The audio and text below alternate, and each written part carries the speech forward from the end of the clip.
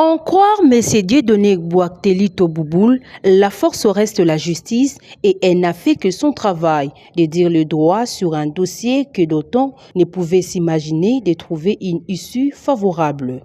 En effet, l'immeuble GLM dans la commune de Gombe est retourné au propriétaire après 20 ans de son emprise par le régime Kabila.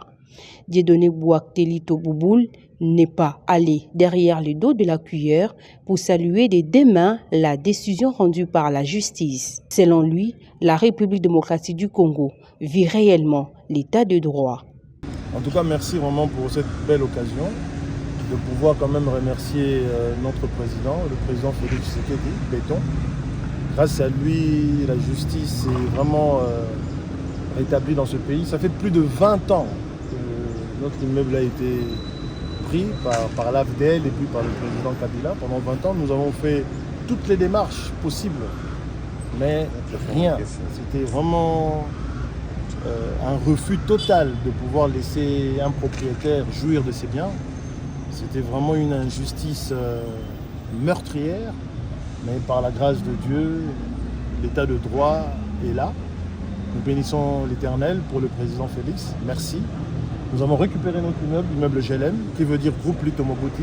En tout cas, merci que le Dieu Tout-Puissant garde notre président Ouméla.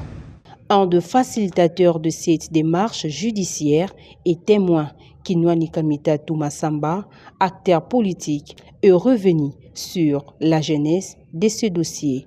Il a en outre pointé du doigt l'ancien président de la République, Joseph Kabila, comme le vrai problème. Notre chef de l'État, son Excellence Félix Antoine Tshisekedi Tshilombo, a soigné cette justice qui était malade. Aujourd'hui, la justice est guérie, commence à donner un sens et la joie au peuple congolais. Nous bénissons l'Éternel pour ça. Et voilà qu'aujourd'hui, cet immeuble que vous voyez fut l'immeuble de mon oncle, Cléophas Kameta Toumassamba. Donc je suis ici comme témoin. C'est mon oncle Cléophas Kameta Toumassamba qui avait vendu à son père, Lito Mobutu, cet immeuble. Donc voilà, aujourd'hui je me réjouis que la justice est réellement juste et que la justice a rendu cet immeuble à son propriétaire, M. Boboul Lito Mobutu. Cet immeuble a été ravi abusivement par les Rwandais qui étaient ici en face au nom de Hippolyte Kanambe alias Joseph Kabila. Un condamné à mort, un fugitif. Et voilà, c'est un exemple de ces forfaits, les bavures qu'il faisait pendant qu'il était ici, en usurpation, et voilà, comme un imposteur. Gratuitement. Voilà, donc je n'ai rien à dire que de féliciter le président de la République, chef de l'État et notre justice. Pour rappel, l'immeuble GLM appartient à la famille Lito, arraché injustement par l'ancien régime.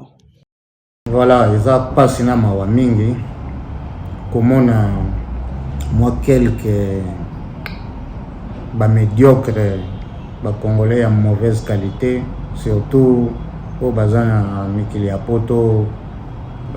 Réussir vite, souffrir, monique, bakendaka kosalaka batu kuna esika ya Rwandais wana oyo azwaki mboka wana tage na ndeko na ye Paul Kagame bango bakanisi ke kokende kokutanaka na ye kuna esika azobengisa bango ke bakoréussir kosala quelque chose. Non, biso tobondi plus de 30 ans pour koluka ndenge nini ya récupérer ya kotia démocratie na mboka oyo ya kotambusa mboka oyo ya kosécuriser mboka oyo to permettre lisusu te na individu moko neti individu médiocre ya ndenge wana azonga suna mboka oyo aya kosakana nango suna ndenge basalaka yango wana naza koyokela ba jeune wana misusu bazoki kutana na bandoki ya ndenge wana mawa mingi na ko alerter bandeko mosusu oyo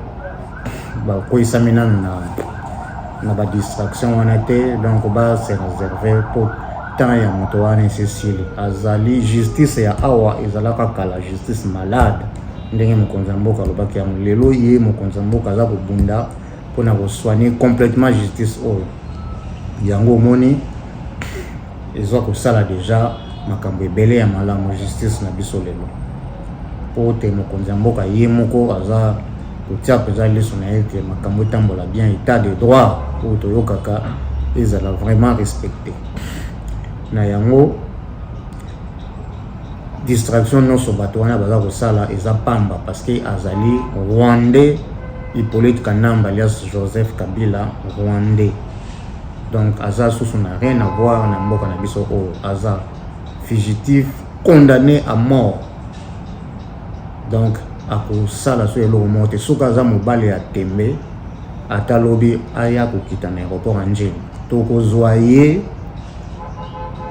toko appliquer justice oyo alelo esali oyo toza na lokumu na yango oyo ekondane ye ekoappliquer rigueur ya loi na yango akozala condamné à mort soki faut mandefu na ye wana batia yango moto apela moto neti ntaba bakongolais bakongomani balia ye bakolia ye voilà soki akanisi eza maseki ameka akomona parce que bakongolais oyo ye aboma na oyo akunda na bafosse commune ya maluku oyo bacombattant na biso ya parti UDPS aboma atumba bango na siège ya parti UDPS aboma bango na aéroport ya Njili jour ya bacampagne